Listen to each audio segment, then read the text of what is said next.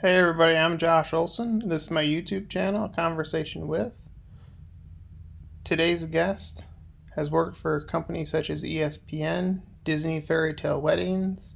She currently is an instructor at Full Sail University, and she owns her own production company, Omarvelous Productions, with her husband. Today I have a conversation with Marianthy Mendez. Hope you enjoy. Marianthy, thank you for joining me today. Hey, thanks for having me. How are you today? I'm all right. Been a bit crazy, but it's all right. Crazy. So you're originally from Maryland, That's correct? correct. hmm And you went to school. Where'd you go to school? I went to undergrad at Indiana University of Pennsylvania, which Okay. is right outside of Pittsburgh. What's your degree in? My undergrad is in communications media. Okay. And you also played a sport at in college, right? You played soccer? Yeah, I played soccer at IUP, which it's Division two. Um, I purposefully went there to play soccer. I was looking to play at any school, really. Was it a scholarship? They invited you or Yeah, I got a partial scholarship to play there. oh that's great. So yeah. I had gone to D1 schools and looked around and talked to some coaches and stuff, but I knew if I tried to play D1, I wouldn't have I would have sat the bench, basically. Oh, okay. And plus I realized I didn't want to be in a learning environment where I was sitting in an auditorium all the time because I can't learn that way. Mm-hmm. So there's just kind of a lot of cons versus pros going to a bigger school. And I had a guidance counselor in high school that told me about IUP because he went there. And so it was only 3 hours away from where my parents lived in Maryland. I grew up outside of DC. So that Um, you could drive home every weekend if you wanted to. yeah, if I wanted to. It's funny because I lived further away than some of the other students, and they went home uh, more often than I did, especially freshman year. I noticed a lot of students like to go home. I think they just weren't ready for change or making new Yeah. friends. But because I was on a team, I actually didn't have the luxury of going home as often because I started the season. We started playing. I was going to school before the rest of the regular students were coming to school because we would start preseason in like August, early August. And So then after you graduated, what would you say your big break was, or how'd you get started in like television and live event? yeah, so well, because I became more involved in our television station at school in college. We had a local TV station that would broadcast out. And, I thought I'd be a sports anchor, thought that'd be fun. And I realized I hated it. I didn't like talking on camera. I didn't like the teleprompter. Even though I wrote my own stuff, I had a hard time reading my own stuff on a teleprompter. And I I was part of the National Broadcasting Society at Okay. school. Oh, that's And cool. yeah, and then they had us go out to a conference in Atlanta. We would drive from Pittsburgh to Atlanta. And there was a woman on the panel there who had talked about working for Disney as a tech. And at the time, I was a senior. I was close to graduating, and I thought I'd already done an internship in DC for WJLA, and Okay. I was in the sports department, working in the sports department, and it was a lot of fun. I got to go to Redskins camp um, and would get to go to just a lot of sporting events. FedEx Field had just opened up, so I got to go see a scrimmage between Washington and Atlanta. And I thought, okay, well, maybe I'll work at some local news station on the East Coast. I just knew I wanted to stay on the East Coast. I didn't Mm-hmm. want to travel too far. But um, and then some woman had talked about working at Disney as a tech at this conference, and I'm like, oh, that's a job. I didn't even know that was a job, you know. And so she's like, I'm looking for assistants. If anybody's, wants to be my assistant, because at the time she was working for Delta Airlines producing video content for Oh, Delta. okay. And so I approached her and I was like, I don't want to be your assistant. I want you to tell me about Disney. And she was like, oh, okay. You know, um, tell me, like, who can I talk to? Who can I meet? And this was before email was even a big thing. I'm really dating myself here. So All right. yeah, she gave me her phone number and I just kept calling her and calling her to give me a name. I was just very persistent on her giving me the name of somebody that I could connect with at Disney. And you eventually went to work for Disney. Did you move here or did you stay where you were? And Yeah, no, I eventually moved. I went out for an interview. I flew out to Orlando for an interview from Maryland. I graduated. I actually didn't get I didn't start working right away. I graduated, came home, started waitressing at a local restaurant at home while I was trying to figure out what my next move was. And then I flew down here to Orlando to interview for the job at Disney. And they said to me, we don't have a full-time job for you. We just have like a temp position, like a freelance position. They're like, we can't even guarantee you 40 hours a week. Heck, we probably can't even guarantee you 15 hours a week. And I was like, wow. okay, whatever, I'll do it. Like, I don't care. Like, whatever it takes, right? If I have to pick up another waitressing job to move down here just to start working at Disney, I'll do it. And they were kind of shocked that I took the job, regardless. So yeah, so I moved here maybe like a couple months after that happened. And you went on to be a videographer for Disney Fairytale Weddings. That was one of my many jobs that I did.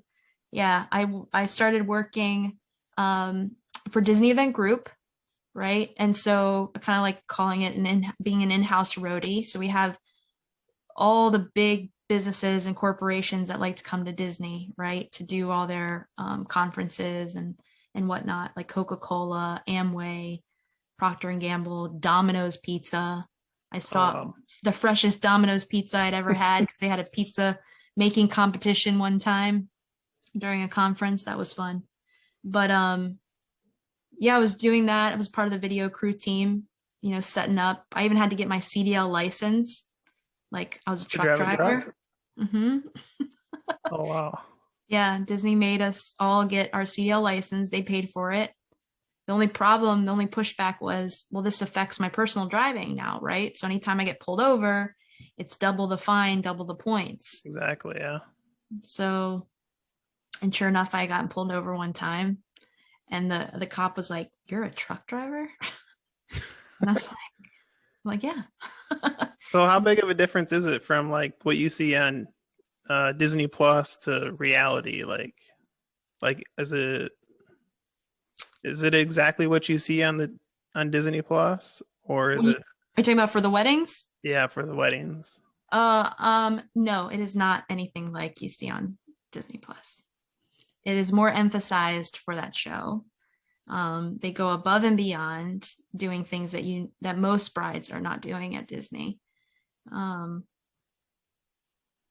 there's still some really cool ideas that I even took away from my own wedding when I got married. And some cute traditions and stuff, but definitely not to that extent. I mean, if you want to get married at Magic Kingdom or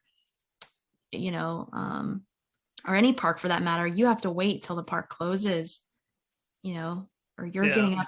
There's no people. There's nobody there. Nobody can be there when that's happening. So. And what the price points that they point out online, those are like really accurate, because I know it's like super expensive just to be there. Yeah, I haven't seen it lately.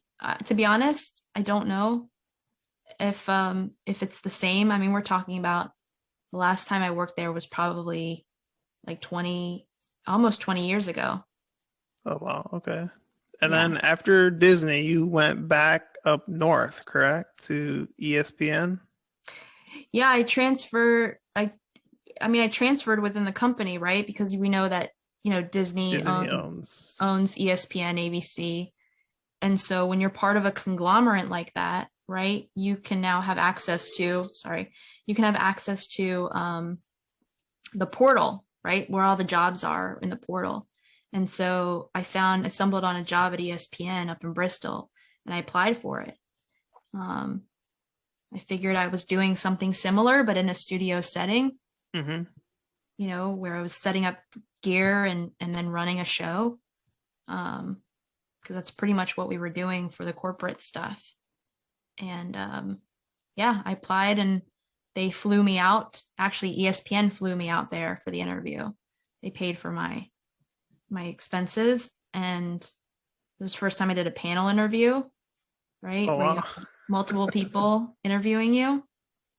And yeah, it was intimidating. But and then talking about coming from Orlando where there's so much to do Mm-hmm. to going to Bristol, Connecticut where there's nothing to do. You're in the middle of nowhere. What's the closest major city? I mean, there's major city. You said Hartford? Well, Hartford is Connecticut's city, right? And so, but like you're 2 hours from like New York City or 2 hours from Boston.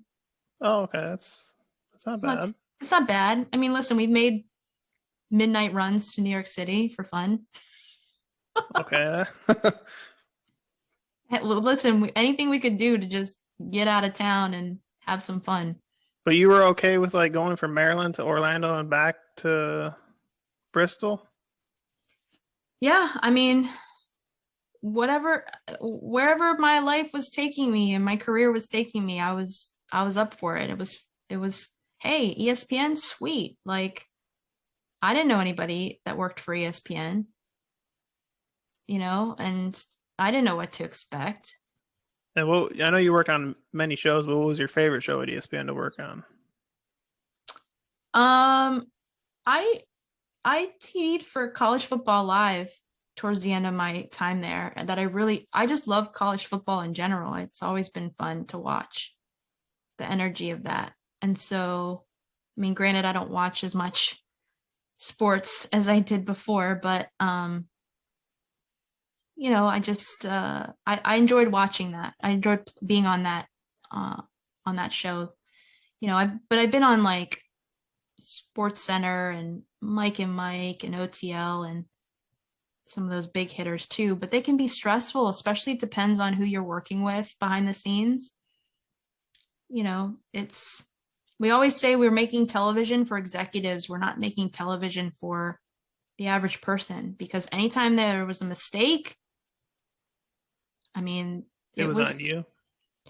not, I mean, if it was my mistake, yes, it was on me. But just if anybody made a mistake, it was very detrimental. As if somebody died. Like people were so stressed out because in the possibility of losing their job or not being put on the show again, because that was the show that they were trying to go for and be a part of. And Were you there during the whole Mike and Mike? I think you might be before that. The whole Mike and Mike breakup. No, I was before all. Yes, I was before all that. I wasn't there when all that went down. I was here at Full Sail when all that was happening. Who was your favorite on-air talent like that you got to meet actually? Or do you get to meet any of them? No, I do get to meet a lot of them, especially when they because a lot of them had rotated through. I started my time in ESPN News, which was a lot of fun in itself too, because I got to do a lot. I learned a lot in that.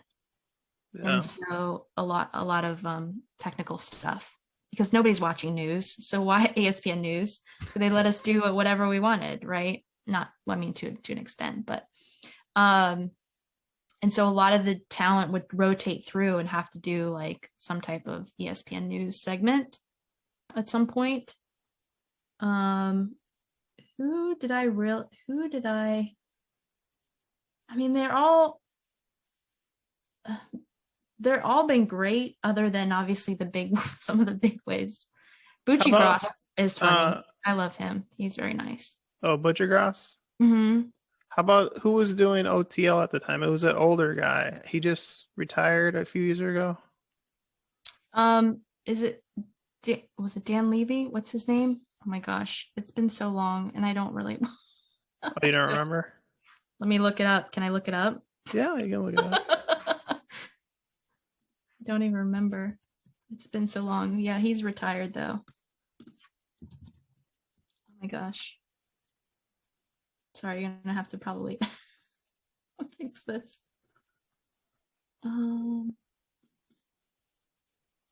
was that? No. Now it's Jeremy Shapp, is that right? Yeah, Jeremy Shapp is now, but the guy before him, I Oh, can't Bob think of. Levy. Bob Bob Levy, Levy. yes. Did you work with him? Yeah, but he didn't know, like I was working in the I was never in the studio with him. Like I was in the control room. So he didn't know that I was working with him. Cuz that sometimes happens too, like cuz they're in a separate room than Uh-huh. I am in the control room, right? Oh, okay. So so there's people that don't realize that I've worked with them, you know, I've worked with them indirectly, right? Not necessarily directly. Sometimes I'm in the studio with people, but um who else? I'm trying to think who else. Stephen A. Smith? I've never I have a funny story about Stephen A. Smith. I don't know if I want to share it though. It's up to you. I'm not gonna. No, I probably won't. It's he's an interesting character, that's for sure. Sorry. I might have to hold on to that one. Yeah, that's fine. And then after, how long were you at ESPN? Or I can tell you when it's not recording. But anyways, what's that? Say that. Ask me that How again. how long have you been at? How long were you at ESPN before you decided to Oh, come back to Florida? I was there for 7 years. And then you decided, what changed your mind to come back to Florida? And Um, I heard about Full Sail. I knew Full Sail hired people based on, working in the industry. And I found myself at the end of my ESPN career enjoying being a mentor and a trainer. And I just wanted to teach, you know? And so I quit my job at ESPN without having a job at Full Sail. My dad was furious. He was like, "What do you mean you don't even have a job yet?" I'm like, "I'll figure it out." And I did. So I moved here back to Orlando and I started freelancing at the Golf Channel because I had friends that I worked with at ESPN that I came down here to work at the Golf Channel. So they already knew my work ethic and who I was. And they actually tried to hire me full time. And I'm like, no, I don't. no, Mm-mm. I mean, now I'm glad because it's Golf Channel's no longer here in yeah, Orlando. But yeah, they were trying to entice me with money, like, hey, you want to come, I'll hire you full time. I'm looking for an AD, and I was like, well, I didn't leave one production to come to another. Like, and I don't love golf that much, So I was like, no, I'm just waiting for Full Sail to say yes to me.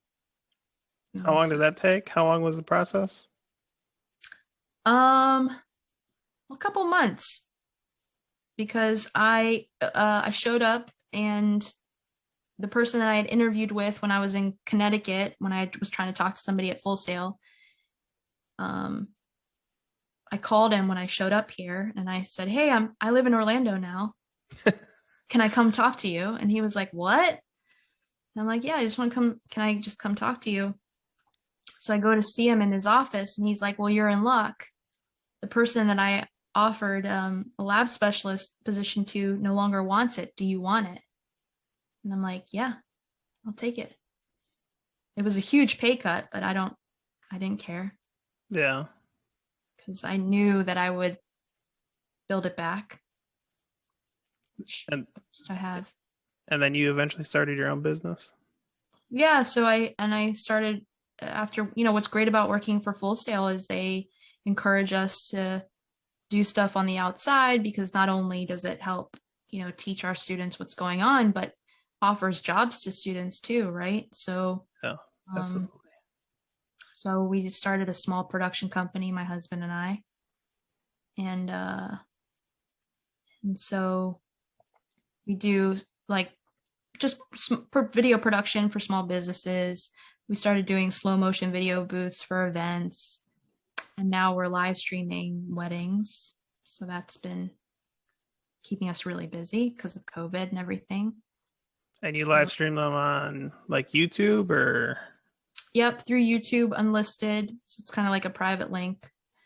Um, And these and people watch it at their house or yeah, people instead are of watching. going to the wedding? Yeah, we just did one on Sunday. It was 300 people watching. Oh, wow. Yeah. Yeah, that was crazy. I wasn't expecting that because usually we get like on average maybe like 20, 30 people 20 or 30. watching, and this was way more than I expected. Um yeah, there's people watching from home. It was really cool because people were screenshotting. They were taking photos of the live stream on their TVs, which was really cool to see. Do you get Um notified or you just see it posted later on? well, we can see, it tells us, like YouTube will tell us how many people are viewing. Oh, Um, okay. yeah, live. And then obviously the viewer count will go up after that, right? Because everybody's rewatching it or or watching it or sharing it, whatever it may be. So if you weren't at Full Sail and you weren't doing productions or you weren't in live production, what would you be doing, you think? Like if you weren't doing what you're doing now, what's another career that you would be interested in or you'd be doing? That's a great question. What else would I be doing? I don't know. There's nothing. I don't know. I'm sure there's something. I mean, if I wasn't, I don't know. Because I love production. You I love feel like production. anything production, I'll tap into anything production wise. I don't know. I think I need more time to think about that. You need more time? I don't know.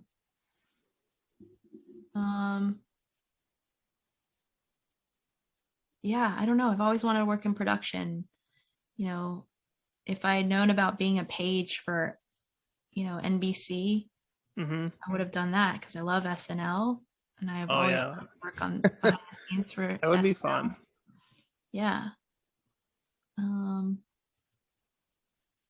you a But fan? Are you a fan of like New York City and living like in the city or around it? I love New York City. I love it so much. Every time I see the skyline, even on television, I like get excited. It's just like there's just so much going on. I'm fascinated by it. And you would move back there to do something if you ever had the opportunity? If it made sense and I made a lot of money, sure. Because it's expensive to live there, that's for sure. Yeah, So, it's really expensive to live there. yeah. But yeah, if it made sense, I would. Why not? It'd be fun. That's awesome. That's great. And how do people get in contact with your Omarvelous Productions? They can go to our Instagram, although I'm not the best at posting, but I do a lot of story like on our post on our stories. But if you go to Instagram at Omarvelous Prod, is where you can find us on Instagram, or we have a profile on Facebook as well. Or you can just go to omarvelousproductions.com and you can see all of our content on there. And YouTube also? Yep. Yeah, we have a YouTube link. Most of our content though is unlisted on there because that's where we do a lot of our live streaming. Sometimes we post some of our stuff, but you can definitely find us and subscribe on YouTube for sure. That's awesome. Mm-hmm. Thank you so much for doing the interview. Yeah, no problem. Thank you. I hope all goes well with you. It will. It'll be good. Thank you all for watching today. Did you enjoy this conversation? Let me know in the comment section below. Don't forget to hit the subscribe button below to be notified of all my conversations. See you again soon.